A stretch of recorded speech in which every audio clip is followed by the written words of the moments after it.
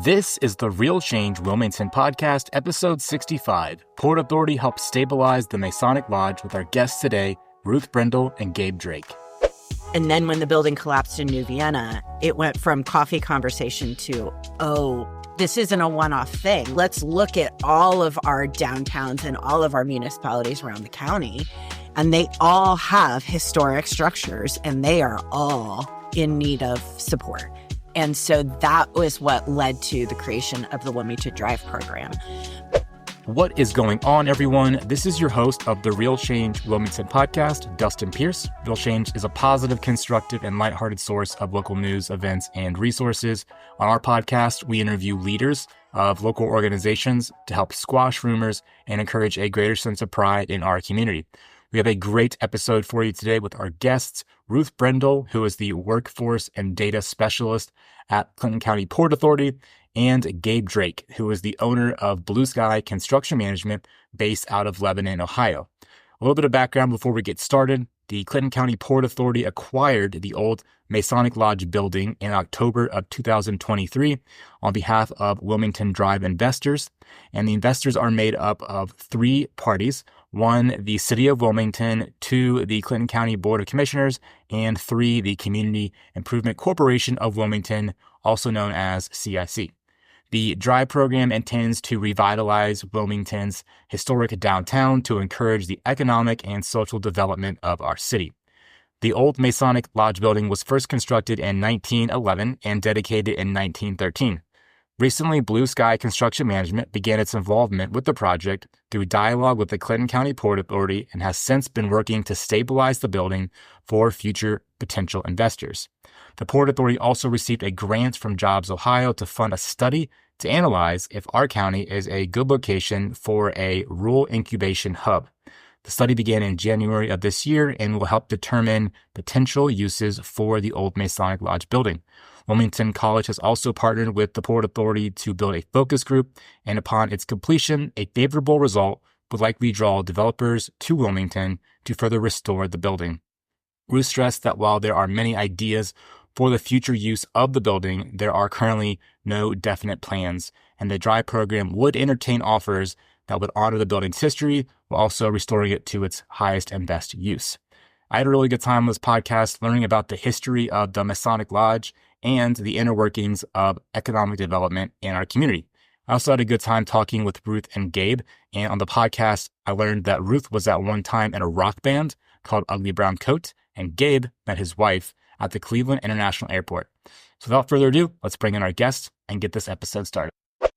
All right, Ruth Brindle and Gabe Drake, welcome to the podcast. Ruth is the Workforce and Data Specialist at the Clinton County Port Authority, and Gabe is the President at Blue Sky Construction Management, LLC. So why don't you tell us where you're from and how you got to Wilmington? Ruth, you want to start? Sure. I am from the Midwest, just generally, because that's easier than to list all of the different places that I lived and grew up, but came here as a freshman at Wilmington College and have been here basically ever since.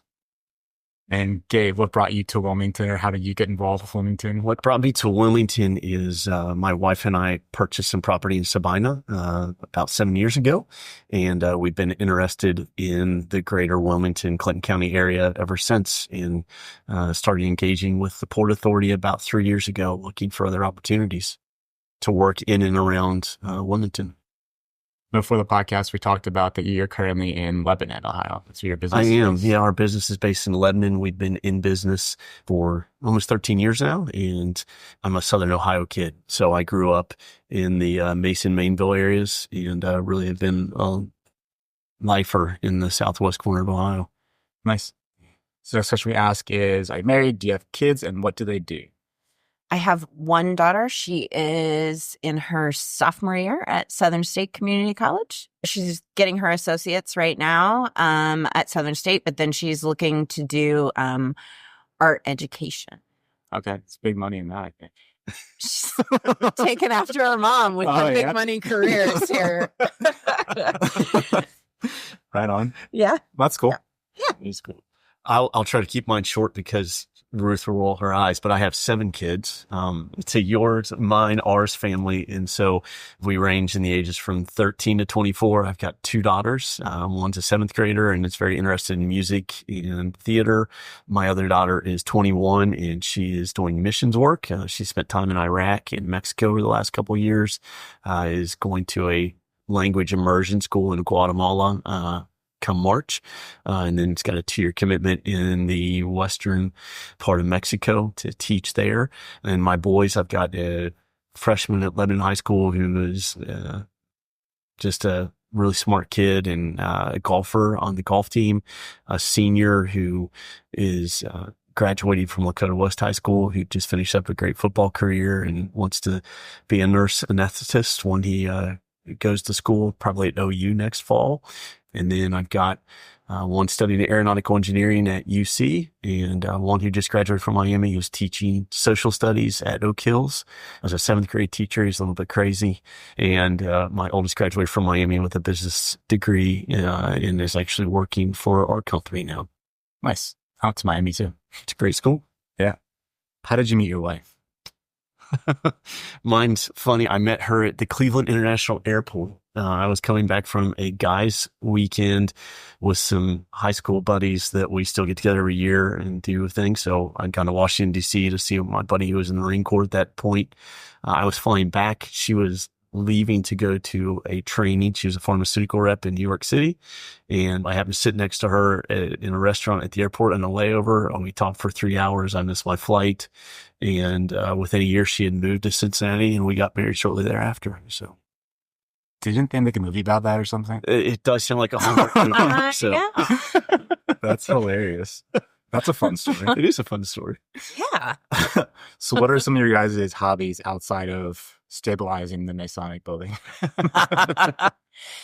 I sing with Cantabile, the community choir. It's currently directed by Seth Parshall. It was founded by Stephen Haynes 10 years ago, maybe. So that's one of my fun things to do. And then I guess it's a hobby now. It was a career, but I keep getting sucked back into public history and museum studies work on the side. So now I get to just do it for fun and drop in and give people recommendations and then walk away because it's not actually my work anymore. That's awesome. What kind of music do you sing? Well, I mean, we Cantabile just did a Christmas concert. And so it was, Christmas music, some traditional stuff. There was a lot of kind of, I'm the wrong person to ask what style it was. It's the style of Seth Parshall says, this is what we're singing. And you say, okay, yes. Okay. Thank you, Seth. But once upon a time, I sang with a band that played here in town on a regular basis. Like a rock band? Think Avett Brothers. Okay. Ugly Brown Coat was the name of the band. It was, look them up later on Spotify or something. I don't think there's going to be anything on Spotify. That's awesome. Ugly Brown Coat. Ugly Brown Coat. Maybe YouTube or something. Shout out to, if anybody is listening who knows Ugly Brown Coat, shout out to those folks. So do we have permission to use their audio in the intro and outro to this podcast? If you can find the audio, okay, I grant you permission on behalf of the 87 other people who are involved in that project. Yes. That's awesome. All right, Gabe, what are some of your hobbies outside of your 9 kids? Oh, boy. Or 7 kids? Or 7 kids. Okay, 7. The doctors have the 9. No, I enjoy history, which I didn't know we had that in common. So we'll have to talk through some of that. I really enjoy reading quite a bit throughout, all types of genre of media, whether it's, news or historical writings or self-improvement / good fiction, and just being involved in the community. I do volunteer work for the Board of Elections as well as our township and the Regional Planning Commission in one county, and just I enjoy traveling and live events. So whatever we can go do, we try to do, with my kids. We're friends. So we go to sporting events and concerts and musicals and just anything that we can get out and enjoy the community. So it's a pretty big job to volunteer for the Board of Elections. It's not as big as you think, and I would encourage anybody who's listening to go do it, because it dawned on me probably 15 years ago. I went in to vote, and like the people working there were really old, and I'm like, if this process is going to continue, somebody has to volunteer. And so Absolutely. I just started volunteering. Yeah. So it's probably 40 hours to 50 hours a year, and they compensate you or give you continuing education credits if you need that. So it's kind of a good gig. Yeah. I do the same here for and Clinton County. So it's cool. Like, I mean, I would say, for all the conspiracy, the state of Ohio has a really good system, and could cheating happen? Maybe, but it would be really hard. You would have to be like super spy. Yeah. And if you are at that level, you probably have other things you would rather be super spy about. Exactly. I didn't realize that different states have different like rules around voting. And we just heard, so the current director of the Board of Elections in our county, Andrea Takarate, gave a talk at Cape May. And she went over all the details about our election in Ohio and then other states. And it's crazy. Yeah. So we do seem pretty secure here. Ohio does it very well. Yeah. Yeah. Yeah. That's very cool. So never had any interest in like running for public office then, or just volunteering? I've been asked that a lot, and I flirt with it sometimes. If it is, it's still several years out. I mean, I'm enjoying the public service that I can be involved in on a voluntary basis, but I never say never to that question. So potentially at one point, I mean, I don't know that I would aspire to be in DC or anything like that for sure, but locally, yes, potentially. Very cool. So last question about you guys personally is, what's a defining moment of your life that's helped make you who you are or helped shape your values and personality? This is a deep one. So in 2017, I was working for Wilmington College. I'd been there 13 or 14 years. I was running the Quaker Heritage Center and the on-campus museum. So I'd gone to grad school for museum studies, been working in public history my entire career by that point. And the college was at a pretty lean point, and they had to do a round of cuts. And I was cut. Now, at the time, did I think it was an opportunity? No. I was pretty salty. But, the process of being forced into a job hunt, it's different than when you're saying, yes, I'm ready for a change, right? And so I had friends all over the state and in other parts of the country who were sending me jobs in the museum field, in the public history field. And it was really interesting because it made me sit down and think, like, what is it about my work that I'm doing now that I get the most excited about? And I realized that the history side of it, the museum work side of it, was like the vehicle that I was using to get engaged with the community and try to do things that were going to make the community better. And so I had this super cheesy story about, I was driving back from Columbus from a job interview. Great job. It would have been a fantastic job, right? Like job security, all of the things. It was in the field. And I hopped off 71 to cut back, kind of like Stone Road and all of that to get back into town. And I was driving through a cornfield, and I had this moment of, no, like, this is where I'm supposed to be. I don't want to take a job that's going to take me to another community. And so it started this whole thought process of like, I don't know what I want to do or what it looks like, but I know it needs to be here. Whatever I'm doing, it needs to be something that is about making Wilmington, about making Clinton County an even better place than I already think that it is. And so here I am 7 years later. Yeah. That's pretty cool. It's like a field of dreams. I mean, I was imagining this cornfield speaking to you. I'm not saying Shoeless Joe came out of the corn or anything, but there was definitely a moment. That's awesome. Pretty cool. Gabe, it's been a defining moment of your life. Oh, there's been a bunch, but I think, if you're going to look at like when it clicked, I would say the birth of my oldest son, my first. I think as a parent, people will resonate this. If you don't have kids, it's hard. But at the moment when I first held him, the understanding of how much I was loved by my parents and how much I wanted to make the world better for him at that moment really kind of defined and probably compounded the belief that there is a bigger picture than what we think. No matter what your belief system is, there is a purpose. And, kind of along the lines of your moment, of what do I need to do to make the world better? And then beyond that, how does that impact the decisions then that I make?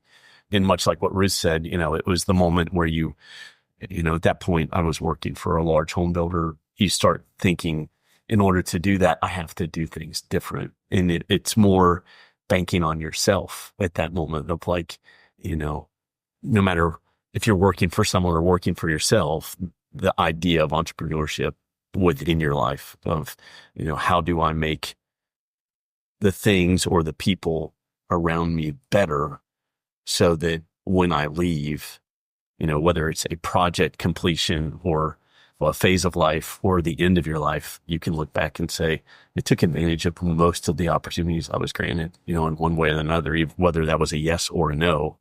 That was probably the biggest thing that just made me realize that in my life. When did you start your own company? I've had multiple. So successfully and sold, or like they crashed and burned? Some I left when they were successful. There was one that was very difficult ending because of the crash in, the real estate crash in 2008 through 10. I was building custom homes at that point. And when everything flipped on its head, that's when I realized I didn't want to be in custom home building anymore. And we left that business. And when I started the commercial real estate thought was shortly after that, took a little buffer and went to work for a large regional roofing company for a few years while I was building the foundation and plan of what we wanted to do next, which really was, how do you build a niche business that is recession proof?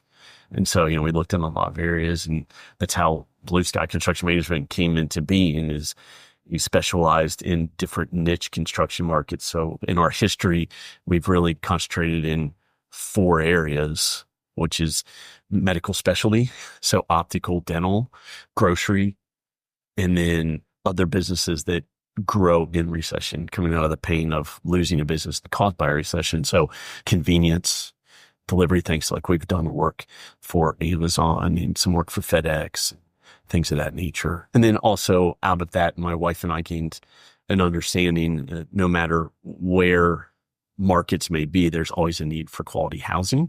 And we were kind of drawn into more of the lower income as an investment module. It's by far not the best return on investment that you can do in housing real estate, but there's a lot to be said when a single mom walks in an apartment and says, this is the nicest $800 apartment I've ever seen. everything is new. And, because we treat it like we would live there. And so that's been something that we've done. And so, we have most of our real estate investment is in what people, in the industry would call marginal communities, but it's providing a service to people that, may not have it. So that's how we started. That's really cool. Yeah. So now we're going to get into the Masonic Lodge building, not the renovations, but the stabilization of the project.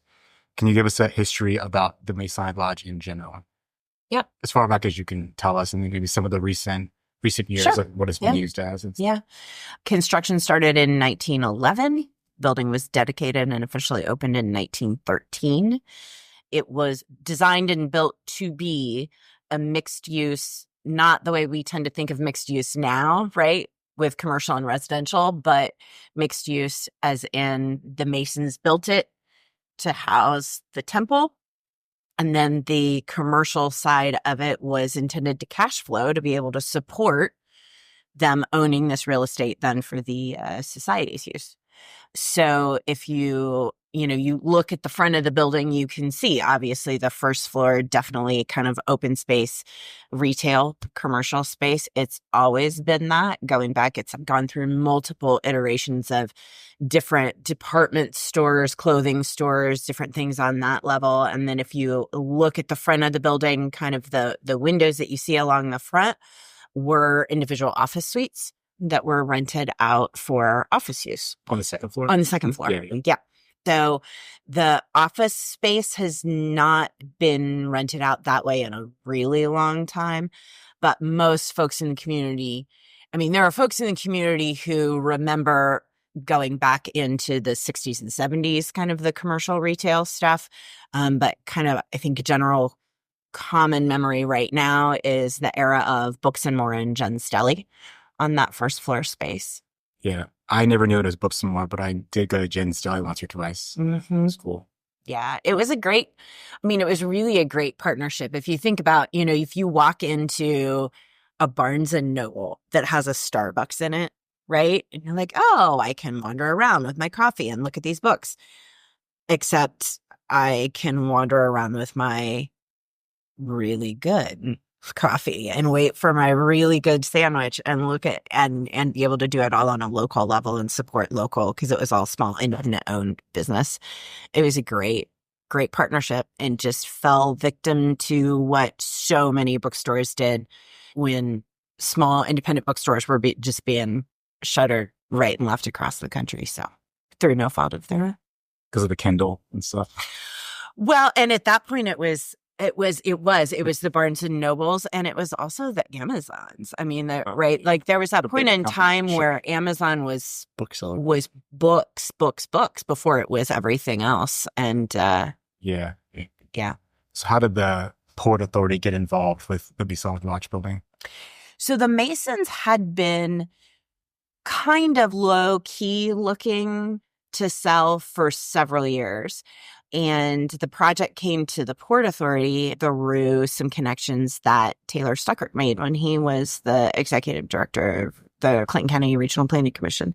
So there had always been this conversation about, what could this building be? And it needs some love. It needs some stabilization. I mean, even at the height of the Books and More and Jen's Deli days, if you really looked around, you could see the building just needed some love, that there just wasn't the capital available to do that work then. So Taylor, through regional planning, kind of had this idea about what that space could be. But then it wasn't until October of 23 that the Port actually purchased the building.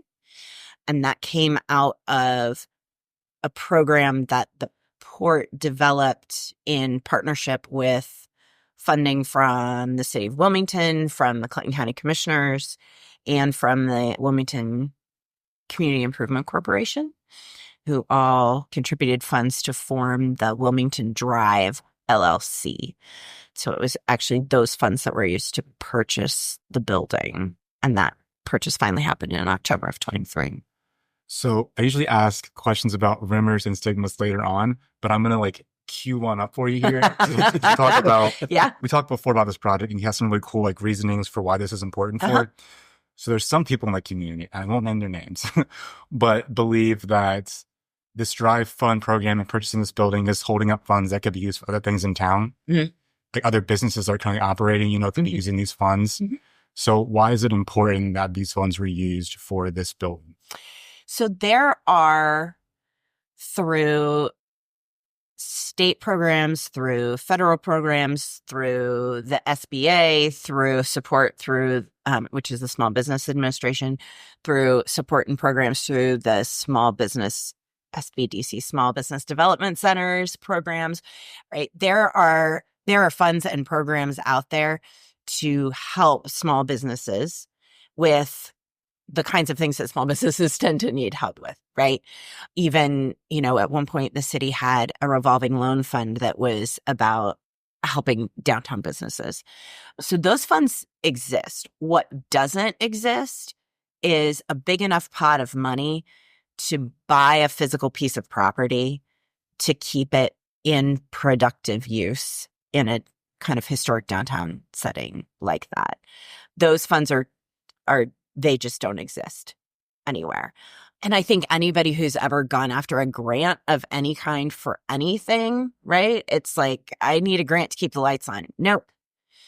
Those just don't, across the board. I mean, I ran into it when I was running a museum. I need a grant because the heating bill was really high this year. Nope, we can't help you with that. But if you want to develop curriculum for fourth graders to learn Ohio history, so that's not an uncommon thing for grant programs to fund other things that aren't capital expenses, like purchasing and preserving and stabilization of property.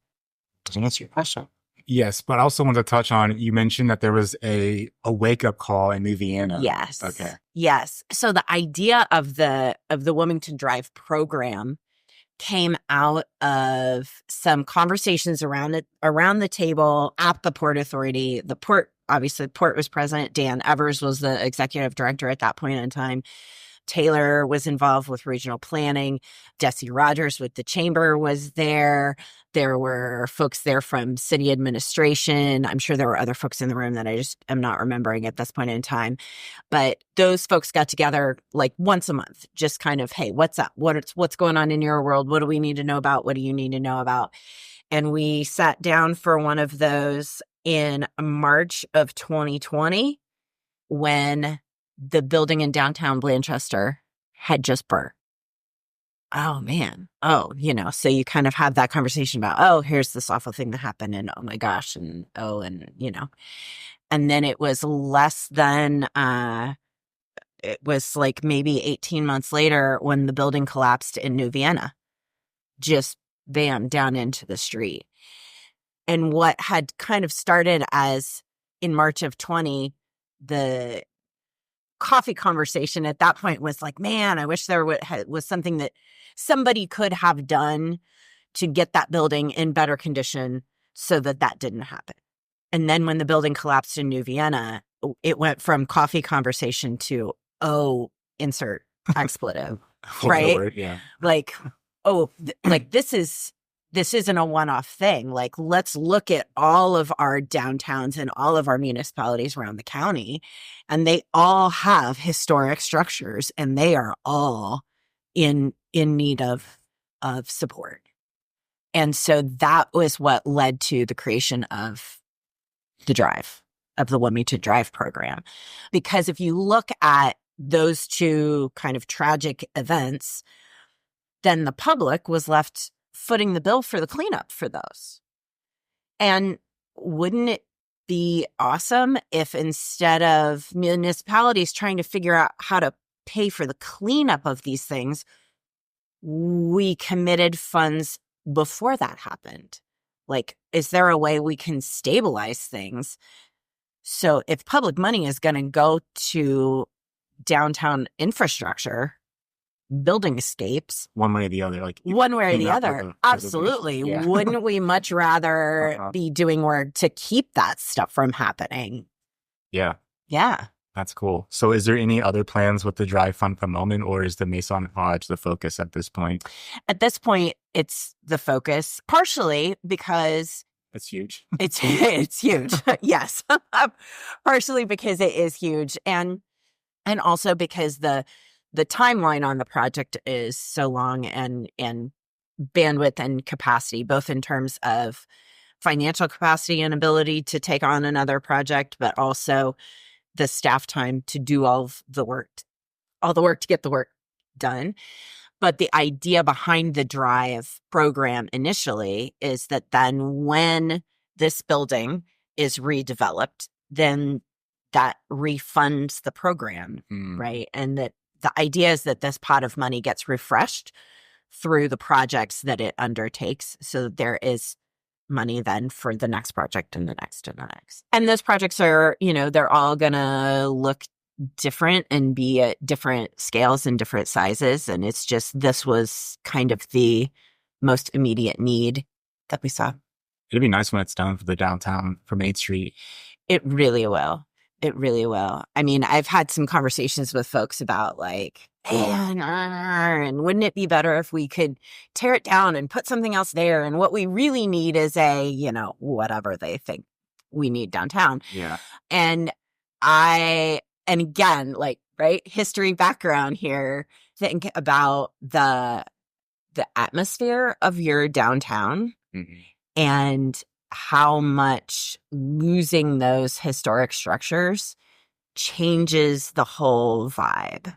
If you think about the places that people love to go and visit and travel to, they are places that have a feel, they have an atmosphere, they have an aura that comes from the built environment around them that has some sort of unique flavor to it, right? Like people talk about Savannah, New Orleans, Charleston, even Chicago, a German Village, right? Like all these places that people say, oh, I'd love just going and walking around here. And it's partially because of what you see and the feeling of the distinctive feeling of place that you get from that kind of unique architecture. And so the thought of the Masonic building either being an empty lot, which is just like losing your front tooth and not replacing it, right? Like just a big gap in your skyline, or replacing it with something that doesn't have the same feel to it. Has anybody recommended it be parking? Just tore down middle parking lot? No. Okay. No one has recommended that. Okay. Good. That is, shush. I feel like, okay, maybe this is, okay, I won't bring it up. I'll just move on. I will bring it up. I feel like there's plenty of parking downtown, but people just like don't want to walk per se. If it had more like awesome things downtown, people would walk. People would like, be willing to, if we had sweet things. The thing is, like, we don't have much sweet things, so like, well, it's also enough sweet. I don't have like, it's also just a, I don't want to say just, yeah. It is also definitely a psychological thing. Yeah. There's a great video I just saw a couple weeks ago on LinkedIn from, I wrote it down, from an organization called Streetcraft. Yeah. It's a video that illustrates exactly this point. Like, here's your average historic downtown. And if you park here to go to the bank, and then they overlay it with, if you park here in this massive parking lot to go get a gallon of milk at the back of the mega box store, how far are you walking? Yeah. But it's this, right? It's a mental thing. Like, well, it might be farther, but if I park at the edge of the parking lot, I can see the front doors of Walmart. Yeah. I can see where I'm going. Right? When I came downtown, I parked over in the city building lot by Fiesta to walk to your office. And even I, like, this is one of my soapboxes. I'm like, oh my gosh, I'm so far away. I'm like, but you're not. Yeah. It's just because I can't, because the line of sight is broken. Yeah. You know?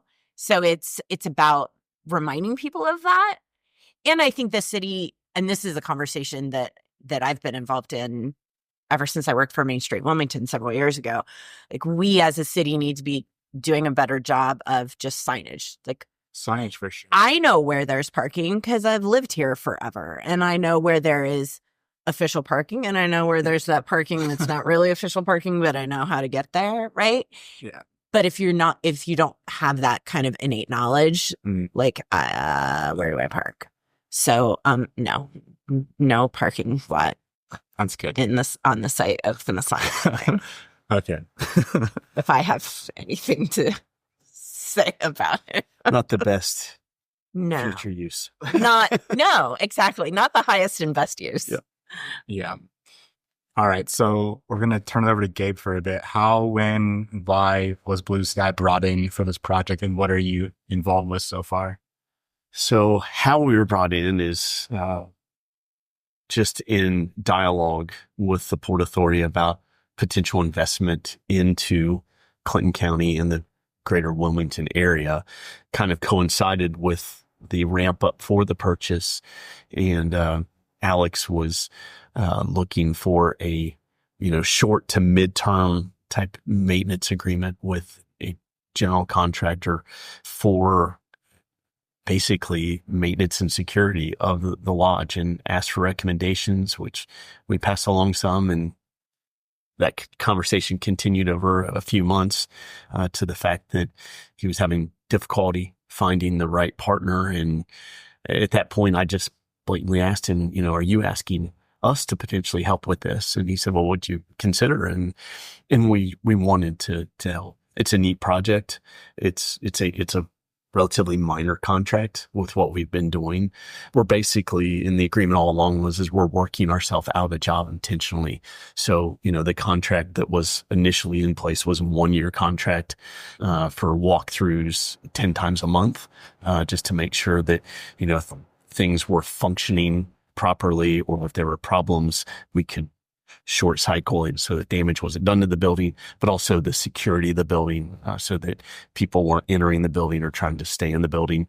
And the contract that we just entered into, this past October 1st is a third of that. So, we're a third of the cost, a third of the visits. And, it's only a 6-month contract because we've progressively been making moves to stabilize the building from a security standpoint, as well as a functioning building, so that as the project prolongs, which is a natural thing. I mean, in our society, our smartphones have accelerated things so much that people expect things to happen quickly. And in historic redevelopment, nothing happens quickly because of a lot of things, studies and planning and stabilization and grants and all kinds of things that will take place.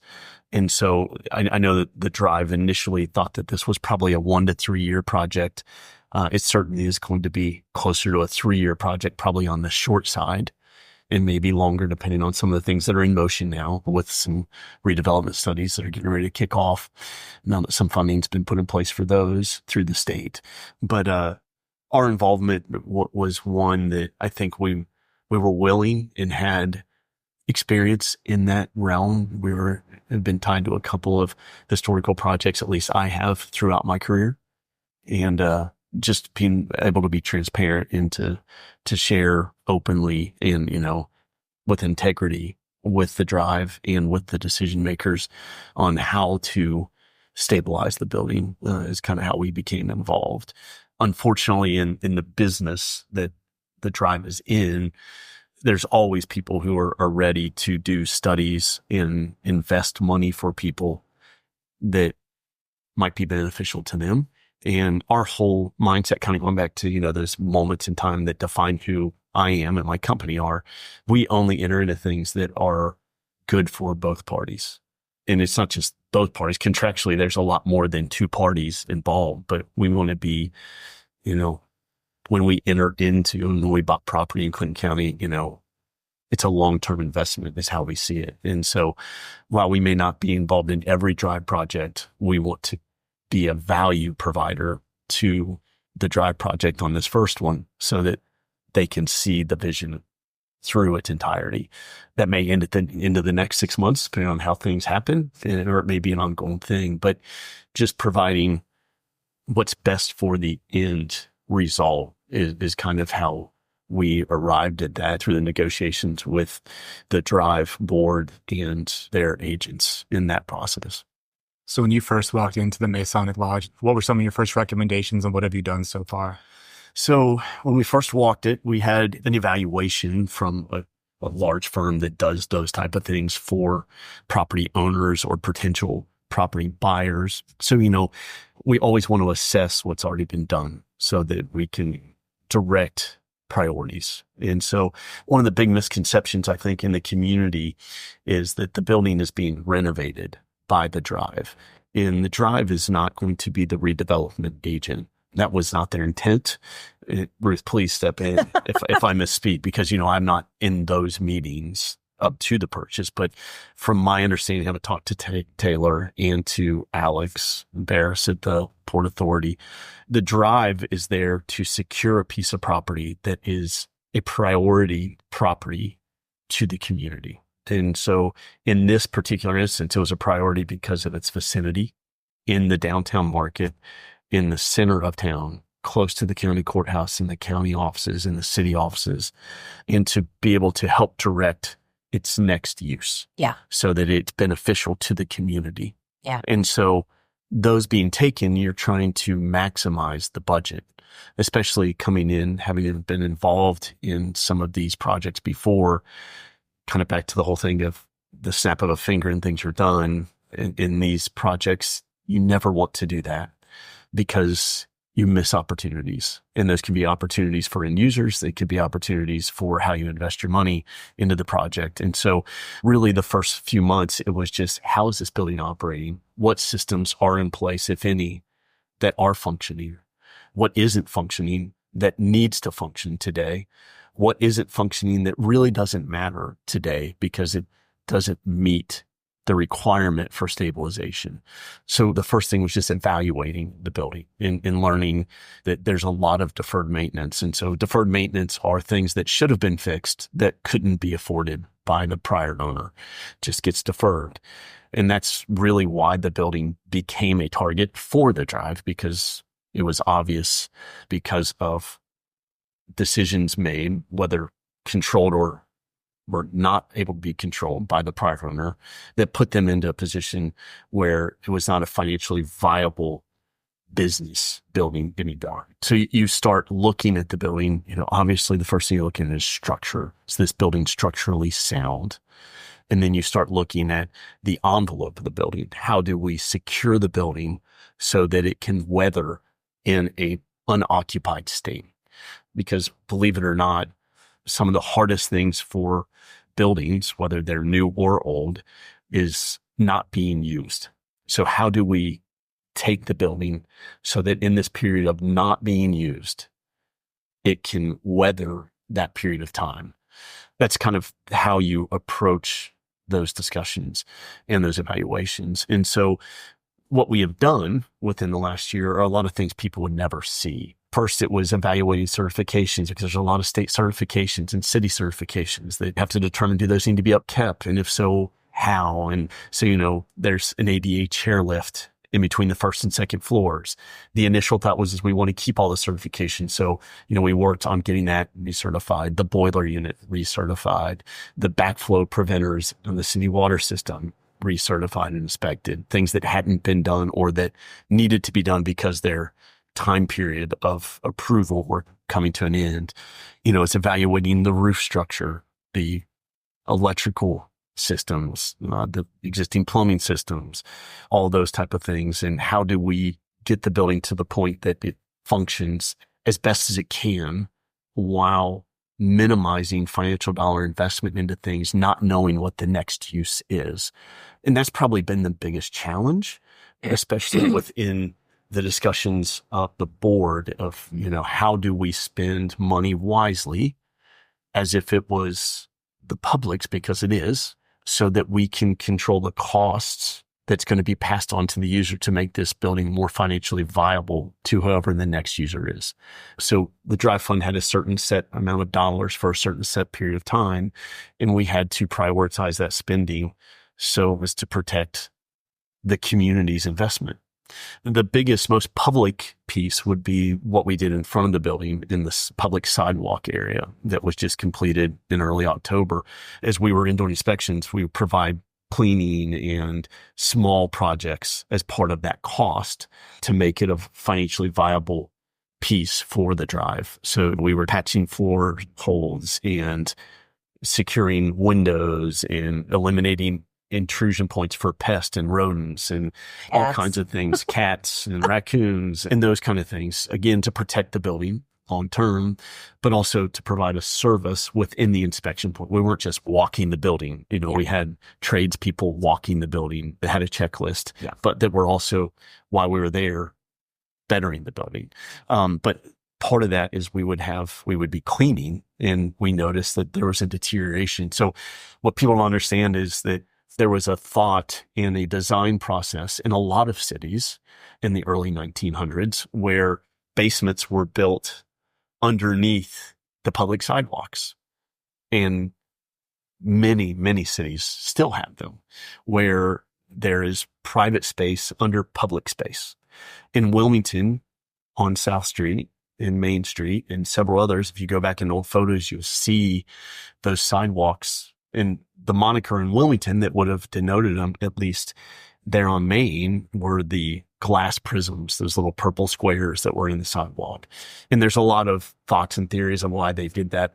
A lot of it was beautification. Part of it was snow removal, because the heat from the building would melt the ice and snow. Just a lot of reasons why they built and did those things. But it becomes a problem as those things deteriorate, how they're built, for both the municipality and the private owner. And so what we realized is that they were structural slabs is the technical term. So they were steel reinforced concrete slabs that held up the sidewalk. that was failing for a lot of reasons, but mostly just because of age, and salt remediation that we use now accelerates steel decomposure or rusting and things like that. So we realized that those were starting to become structurally unsafe. Not that the building was going to fall, and that was never a problem, but that if someone were to pull a city vehicle, or, when they were filming the movie, if they would have pulled heavy filming equipment over those, it could have caused sidewalk failure. And so we worked with an architect that works with the Port Authority and came up with the design process, and then took that out to bid and basically removed the old structural slabs and created a new basement wall really in the proper place that it should be today inside the building, about 10 feet in, and then created the proper code requirement, infill and improvements on the municipal side, and then put in new sidewalks. Obviously, we did some other things forward thinking. We put in some sleeves for additional storm sewer drainage, depending on how the new user may do it. We also put in new water main at that point. So things, thinking for the next user so that there's minimal intrusion back into that space going forward.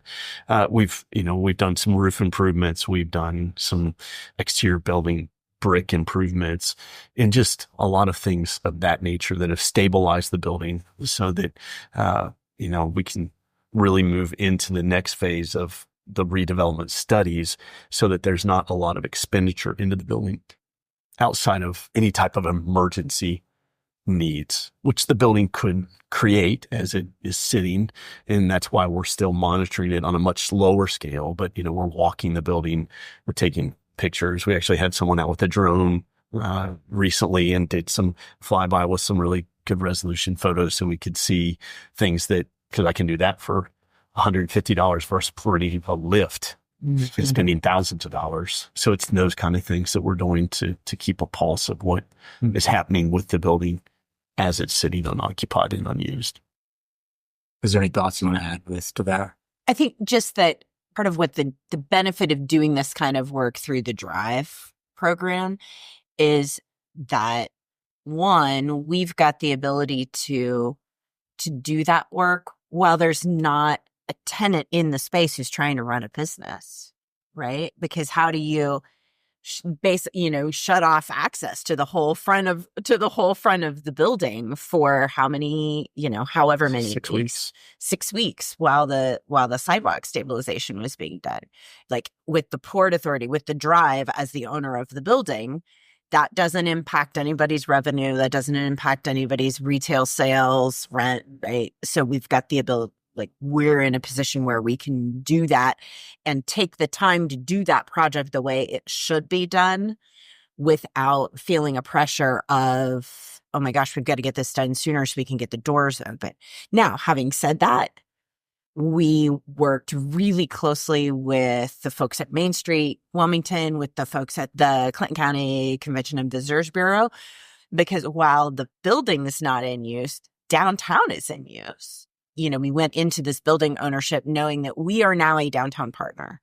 And so we need to be aware of, when is Rock the Block? Because we probably shouldn't have the sidewalk torn up during Rock the Block.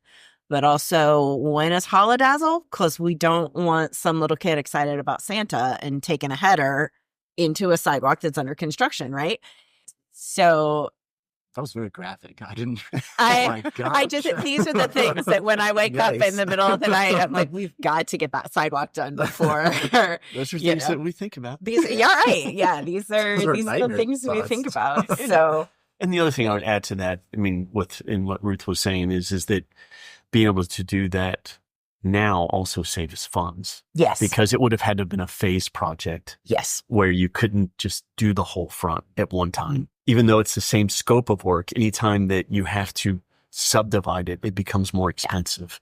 Yeah. And more time consuming. Yeah. And it creates a bigger risk. Yeah. But we fully thought we were going to do the project in the summer, but due to things within the community, behind the scenes, Ruth was directing, and we were meeting with organizers and city officials and all kinds of people so that it was as seamless as it could be. I mean, we know that it still created at some points some traffic issues for deliveries and things of that nature. But I mean, it was even a joint unison where we were working along with the Murphy when they were doing a re-roof project that probably people don't even know. And we were working in conjunction with them so that those things were happening at the same time as to happen with less inconvenience for pedestrians and traffic flow and those type of things. So we go to Cape May to hear talks every now and then. And recently Corey Cockrell spoke, and we had heard some information that the college was involved somehow with the project. And that was about my extent of knowledge. And she confirmed that they were somehow and explained it. And it kind of went over my head a little bit. So can you, for the record, say how the college is involved and what's going on there? Yes. So the Port Authority received a grant from JobsOhio, which is the state economic development agency.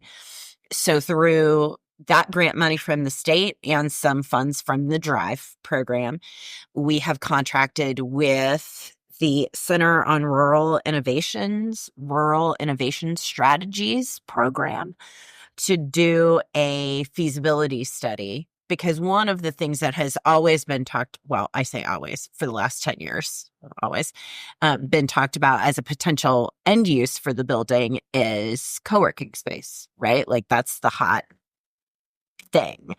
There are some things about the structure that could really lend itself to that kind of use. What we don't know is what's the market for that? Like, is this a community that could support co-working space? What else would it take? What would that look like? What would it be?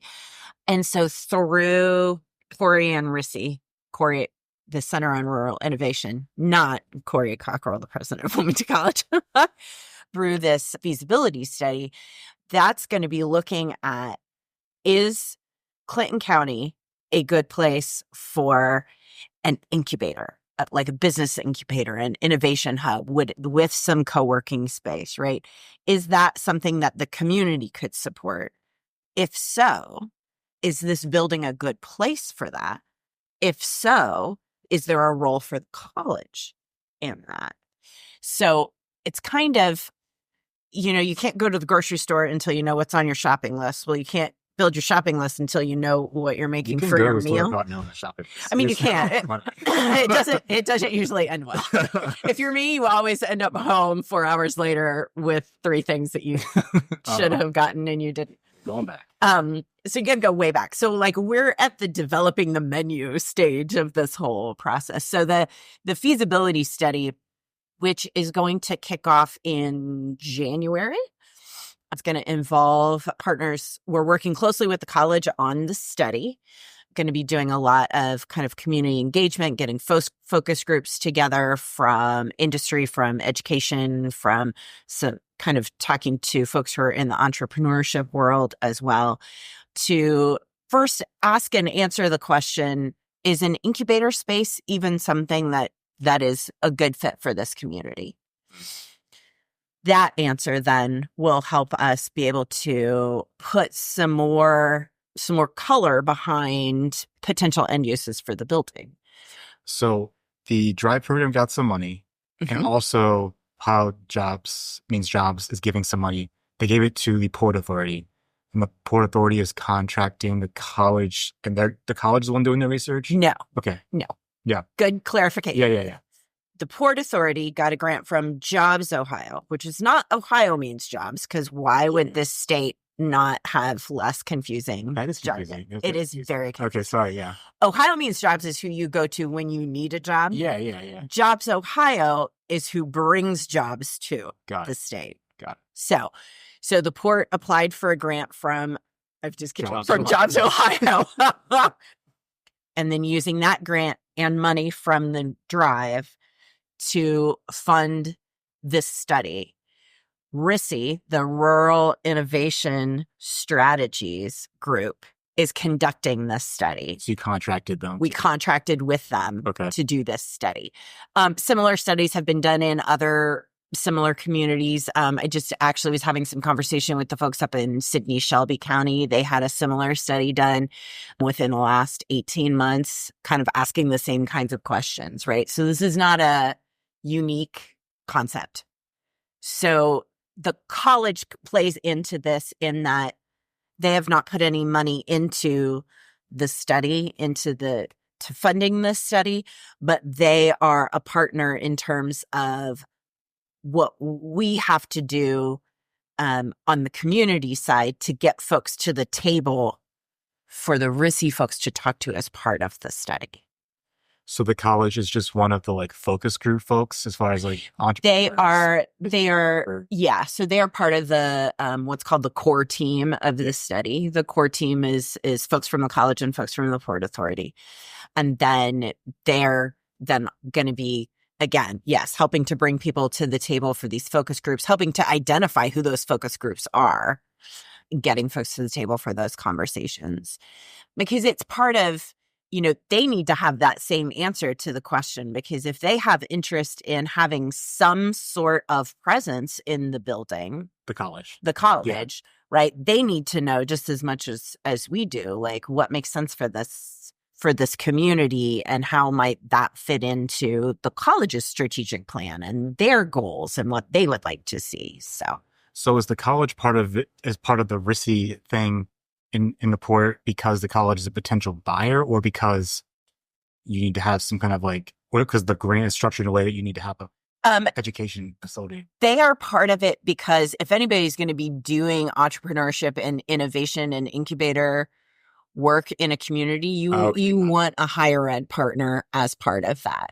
So I'm like beating this to death, but I'm trying to understand. No, it's totally fine. So this grant is to determine if this building would be good for an incubator space and the college would be a good asset. The grant is paying for this study. The study will answer the question, is the community capable of supporting an incubator space, an innovation hub, a coworking space? That's the goal of this study. That's the goal of this study. With follow-up, because of the conversations that have happened so far over the last 5 years, part of that conversation is going to be, well, then is this building a good place for that? But the main question is, does Clinton County even want this? Yeah. Aside from me and Taylor Stuckert, who else in the county thinks that this is a good idea? And then going from there. There's a book that I'm reading recently because the Port Authority recommended it. I think Josh recommended it. It's called Your City is Sick or something. Yes. You know what I'm talking about? Yes, Your City is Sick. Jeff Sigler with Revitalize or Die. So one of his like mantras, it seems like, is that like, we don't need to be doing focus groups. Like, what your city wants. Like, what people like travel outside of your city to go to. And it seems like this is like a slam dunk. So my question is like, do you need the study to verify this to get like funds and like actual funds, not just like absolutely person like me, like, oh, I could do it, but like I could never afford to do this kind of project, Absolutely. Yeah. Because what you're talking about is the difference between instinct and anecdote and data. And if we as a community are trying to convince a developer to come in and write a check to buy this building, to turn it into this thing, no developer worth his salt, is going to take the word of me standing in front of the building going, this would be a really cool space to do this. And I know like half a dozen people who would be in the co-working space every day. Like that's not going to cut it. Yeah. Right. So this feasibility study allows us to say definitively, look, here's the data that shows this is a thing that will work here.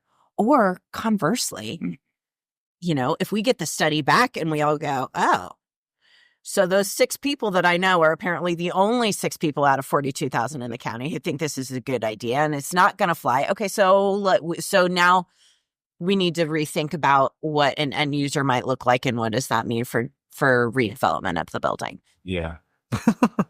So that leads to the next question is just, besides the incubator space, is there any other plans for what the building could be? I know that at one point, Taylor Stuckert showed me some like mock-ups or something that at one time happened what the space could be. I mean, there are all sorts of ideas, right? Every single person that I have talked to in this town has the best idea for what could be in that space, right? Without saying anything about what some of those plans are or aren't. Some of them are good. Some of them maybe not so good. But at this point, we don't have any. We, as in the Port Authority and the Drive Program Board, we don't have any plans or ideas other than ensuring that whatever the end use is that it's going to be of the best benefit to the community. I love a good thrift shop, and I have multiple tattoos. Another thrift shop and tattoo parlor downtown, I'm going to go out on a limb and say not the highest and best use for that. We could be known for that, though. Wilmington could be known for tattoos and antiques. Could be our thing. We could. That's not a campaign that I'm going to champion, but we need to keep the building stabilized, but philosophically open to all sorts of different uses. The trick becomes, because of the way it's built and because of the way it's structured, there's still going to be some limitations, right? Like everybody's like, oh my gosh, you should totally put apartments in there. We can't. Like it, because of the layout of the floor plan and where the temple portion is, and aside from things about fire code and what you can and can't do and floors and all of that, like that's just not an option, because the building just physically cannot be that. That's almost like everybody's idea for any building that's vacant, though. Like, that like, for sure. big box store that's out should be like apartment buildings. Just like, absolutely. I mean, I will also be the first one to admit that there is a spot in that building that I stand up there sometimes. I'm like, if I could, this would be my loft apartment. Yeah. But it can't be. Yeah. So you gave us a tour a few weeks ago. I assume it's not that really creepy hallway off the kitchen, that like staircase that's like to be in a horror movie. The staircase to nowhere. No, that is not amazing. There's some. You could make some money like hiring or getting some film sets just for that one little area. I mean, that's a revenue stream. You know, you never know. So my question is just, what have been some of the most challenging things so far in the project? I mean, we've beaten the sidewalk to death, I think. Yeah, I mean, the sidewalk is probably the biggest, but I think it's more a philosophical question, in the fact that you want to honor the past while enabling a great future. Yeah. And how do you do that on a budget that is responsible and respectful of the investment made to the project? And so that's hard, because you're making decisions that aren't popular or in the eye of the public. Right. For example, when you're stabilizing a building of that age, some of the best decisions you can make are, how do you reduce ongoing costs for that building so that you prolong the funds that have been set aside for that building. The great thing about that building, because of when it was built and how it was constructed, it was built long before we had continuous forced air comfort of air conditioning and heat. So it doesn't have to be air conditioned and heated like a home that's built today that would just mold and disintegrate if you left it unattended.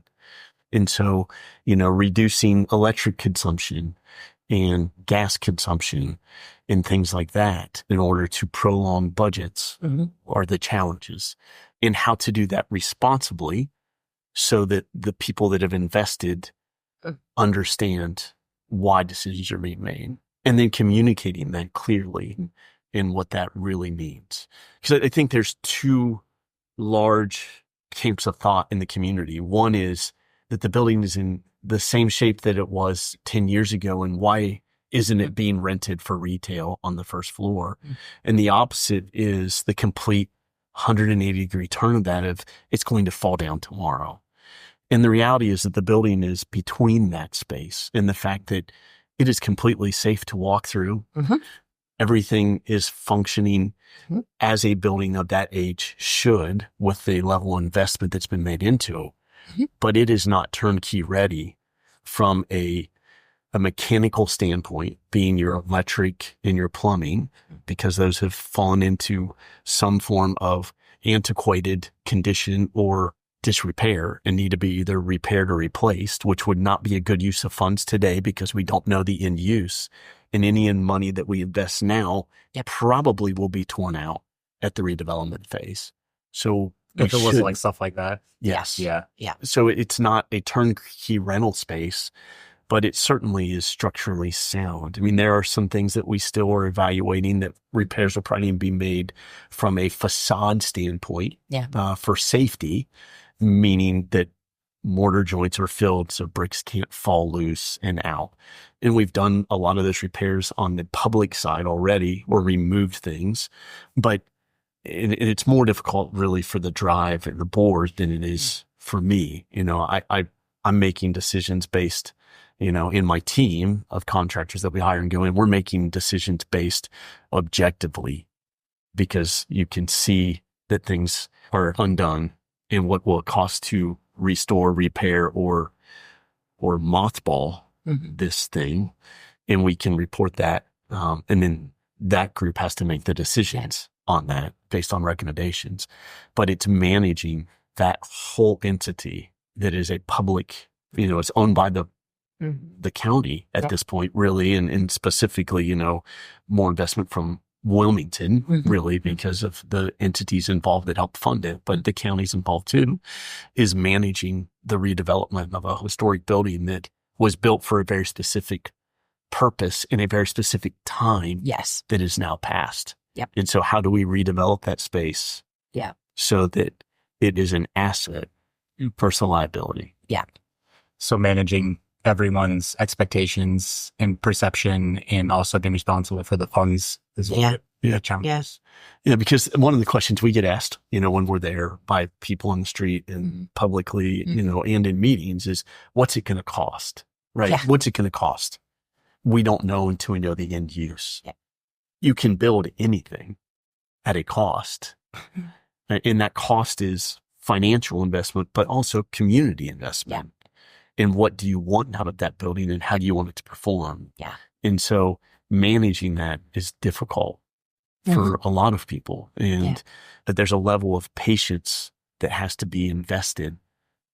What I would say as somebody who has been involved in projects like this, it has been done about as well as you can do it by the team that's in place. They have been thoughtful, they've been responsible, and they've been invested in the project. I mean, there have been many meetings in cold, many meetings in the rain, many meetings, you know, and they're doing the best that they can with the investment they made. And then it is a process that Ruth has kind of outlined the initial phases of that. And, you know, that doesn't mean that there won't be an investor who comes in who has a great idea that's willing to invest in that and, you know, could accelerate it. We don't know. Could that happen? Like at any point, someone come in and be like, I have an idea of the funds and they just take it over, or like you need to get to a certain point first. Or like, I'm pretty sure the building's for sale. I think the drive would entertain any offers for those people who are listening. But the millionaires listen to our podcast, right? Because it is all about like whatever that end use is. I mean, there's nothing that we are doing that is specific to any particular end use. We're just trying, you know, we as the contractor are trying to assist them in their planning of how to best use the building so that they can then take it out through economic development to potential users. But at any point, if a potential user steps into the discussion, it certainly could go that way. And ideally, that probably would be the best way for it to transition. But out of an obligation and responsibility, they're making decisions of, we have to also further this project on behalf of the community proactively, as opposed to waiting and reacting to a potential investor who might come in. That's good. So to that point, I naively tried to buy the building a couple years ago. Like, I could do this, you know, like an idiot. But they had a sale or something, all the stuff there. So I talked to one of the Mason buildings, and he was very clear that they wanted to sell it to the Port Authority, be responsible for finding the best buyer for it. Like they didn't want it to go into a slum or something like that. So I think they did what was responsible by giving it to you guys to find the best use. What are you most proud of so far of the project? Well, I think the current window decorations are spectacular. I drove by today and I was like, wow, this is wonderful. Thank you. Thank you. If I never fluff another artificial Christmas tree, I will be totally fine with that. That's your real answer. That's fine. I mean, it's not my real answer. I guess I am proud of the fact that the port through the drive is even willing to tackle this, right? Because it's a wicked situation and it's a bear of a project. And it's not like Alex and Josh and Beth and I were sitting around out there twiddling our thumbs looking for something to do.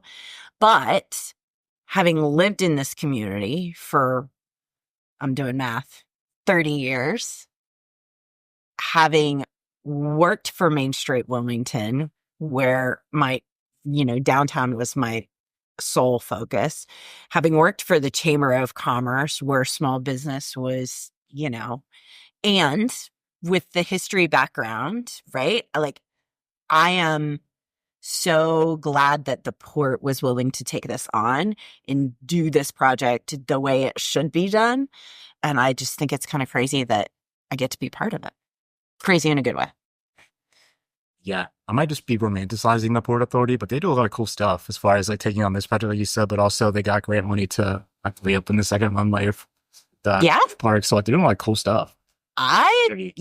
There's a lot that the port does and is involved in that people don't realize, Yeah. And some of it is like the big flashy stuff. Like, yes, we did get $3.5 million to, work on that second runway, but there's other also, smaller scale or behind the scenes stuff that is like just as important and makes just as much real difference in the local economy that I think I get geekily excited about. So I think it's just the collaboration. I mean, I think for me working within the project, the amount of investment from a variety of community programs and governmental agencies and all of that have all kind of rallied around that property is a thing that I take pride in, being able to be a part of that team to do that. Even just to the level of having conversations with the other downtown property owners, right? Like working with the Murphy, like Gabe said on that roof project, but also I was on the Murphy ward when they first discovered they had a sidewalk issue years ago, and so being able to go to them and be like, so what did you do? What did you run into? Tell us about this. Show us what you were able to do. To conversations with Larry Roberts, who owns the Holly Block building on the other side of the block. And what are the things that he's running into in that building? And are there ways that just being able to know that everybody has the same end goal, which is to make downtown a place where people want to be. That is the motto of Meet You Wilmington, right? The place to be. Yeah, I think so. Place to be. I don't know. That tagline came up after I was working there. So Okay. So we typically ask about rumors and also what keeps you passionate. But we kind of already discussed those things. If there's anything else rumor-wise you want to address, or do we cover it all at this point? I think we got it all. Yeah, I think so. So what's a quote or piece of wisdom that's helped guide you that you like to share with other people? I love this question. I love hearing people's answers to this question. I have no idea where I heard this. I do not remember where I heard it at all. But I have a habit of, like, when I hear something really good, I'll scribble it on a Post-it note and stick it up above my desk. So there's a Post-it note above my desk that has now 17 layers of tape on it because I have moved it from office to office. It was something I read or was listening to about, like, figuring out what it is that you want to do. And this person said, answer the question. I feel most energized when I am working on blank. That's such a useful question for me to ask myself, right? I've asked it of myself in professional situations, right? Like, okay, I'm not working in this museum anymore. What do I want to do? Well, what is it that gets me excited? What is it that gets me energized? I've asked it of myself when different community organizations been like, hey, we've got a spot on the board. Would you be interested? Like, I don't know. Would I? Is this thing, does this fill that blank or no? You know, I mean, I've used it when I'm trying to decide what I want to do on summer vacation, you know? I just think it's a question that can be so helpful in like so many different situations. Yeah. And that it's not like you don't have to be a certain age to ask yourself that question or in a certain line of work or have a belief system, or like anybody can use that at any point to help kind of, you know. So what is it again? One more time. I feel most energized when I am blank. Very cool. Mine, at least in this season of life, is to understand before being understood. So understanding what the need is with whatever you're engaging in before expressing what I think about me. You seem like you embody that in general, though. You're very like a laid back personality that would be very observant first, not. That is through fire and a lot of testing of my lifetime. Because by personality, I'm not. I would rather jump in and just fix it and get it done. But it's something that I'm really trying to embrace and have for the last several years. Because it's amazing. And I think that this is something, I mean, I'm getting philosophical, but I think it's something that we as a society are really struggling with right now, is that no matter what camp I line up with, whether that's what I study or what I think politically or, you know, what my belief system is or where I fall on this side of whatever argument we want to make, I can learn something from you, no matter what stance you're taking, if I will try to understand. And if I can do that, now I can have a public discussion as opposed to a public debate. Mm-hmm. And so if I can understand anything, whether I agree with it or not, because I think as I'm getting older, I think everybody wants truth. But the reality is that in my 50 years of life now, what's been true to me has changed. Yeah. In different seasons of life, things that I used to believe wholly that this is surely the truth. Really, at this point in life, some of them weren't. Yeah. And so just trying to understand, that type of thing. I think that's been true for me too. Like some of my beliefs have been challenged and like my convictions have like kind of fall to pieces. And that has made me more understanding. Like I could never in the past have heard someone like say something without being like, no, or you're crazy. But like now it's like, yeah, maybe, like, you know, so to the point, good point. What's a real change that you guys like to see in Wilmington? I think, and to your point of kind of society as a whole, right? I think this is not just a Wilmington thing. I just would encourage everybody with everything to think about celebrating the positives instead of focusing on the negatives. And sometimes that just takes pausing before you say whatever it is that you're going to say, right? I was going to say, because like watching your mouth almost, you know, like, because there's so easy to be like negative, like for anybody. Yes. Like, there is so much positive things. Yes. And sometimes it's also just being able to look at this thing in front of you from a different perspective. Like we were talking about, there's no parking downtown and exactly. Right? Yeah. There's that way to look at this community, at the downtown, at what we've got, right? But then just this weekend, I was at a Christmas holiday thing, and there was a young woman who's not from here. She travels exclusively for work. She doesn't have a house. She is the absolute nomad. And internationally, within the last 3 months, she did a residency in Hawaii. She came here from Philadelphia, right? She spent a bunch of time in Chicago earlier this year. She was in Africa last summer, right? She's got a really pretty broad perspective of places to live. And she doesn't own a car, so she walks everywhere. And somehow on Sunday, we were chit-chatting, and, how long have you been in town? What have you found out? And she said, this is the most walkable place I have ever been. And I said, of course, tell me more. Like, can I get that embroidered on a pillow? She said, within a half an hour, I can get from a restaurant that serves local sourced homemade food to a box grocery store. She says, I can get from a movie theater to a theater that shows live performances.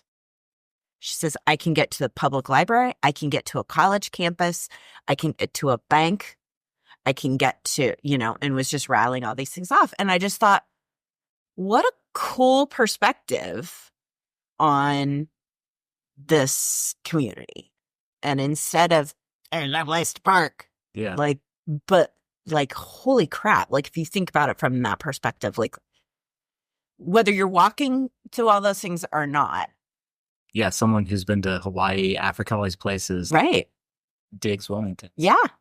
Yeah. I don't know. She might be my new best friend. Yeah.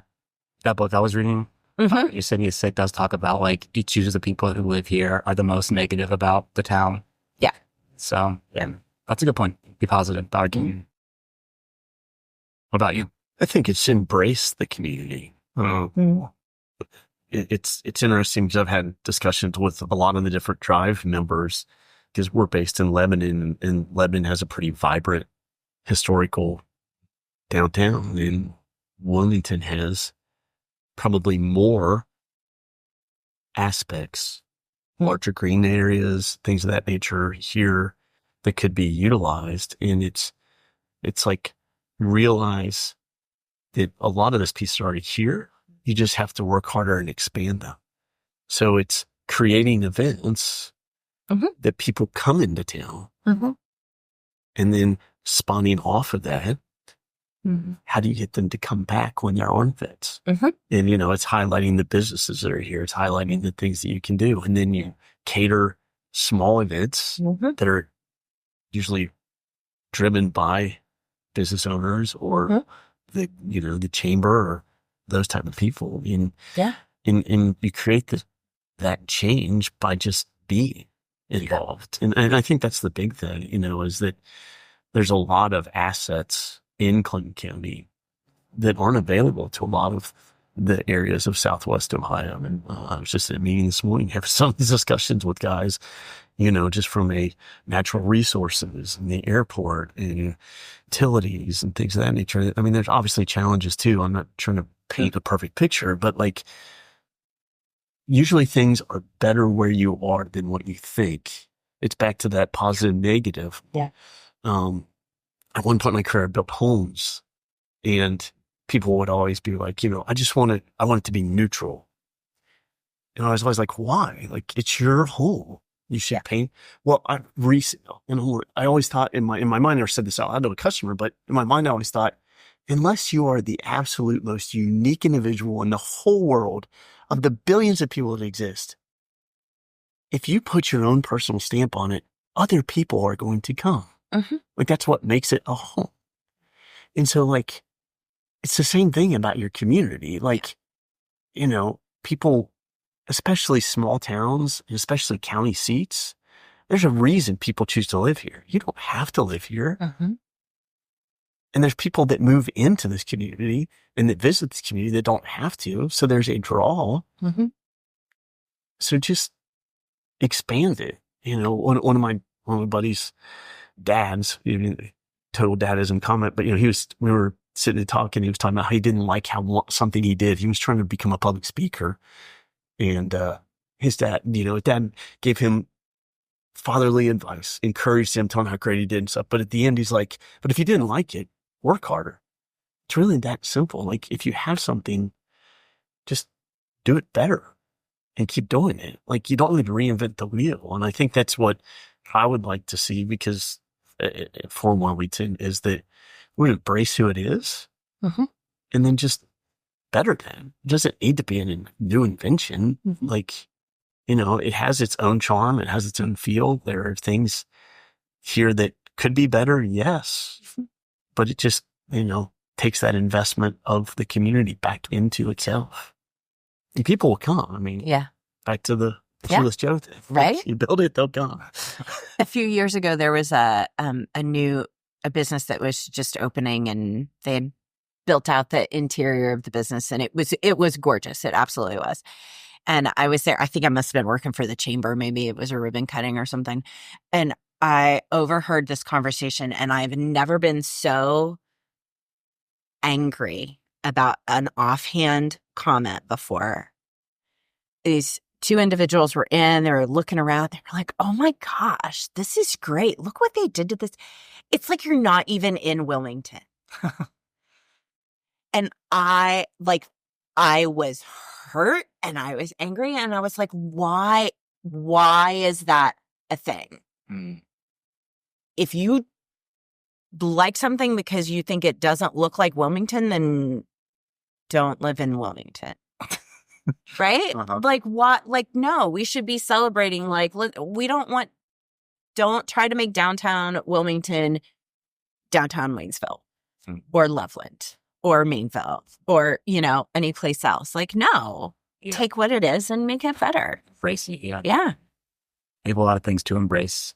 We do. Theater, the Masonic home. We do. Coming soon. We do.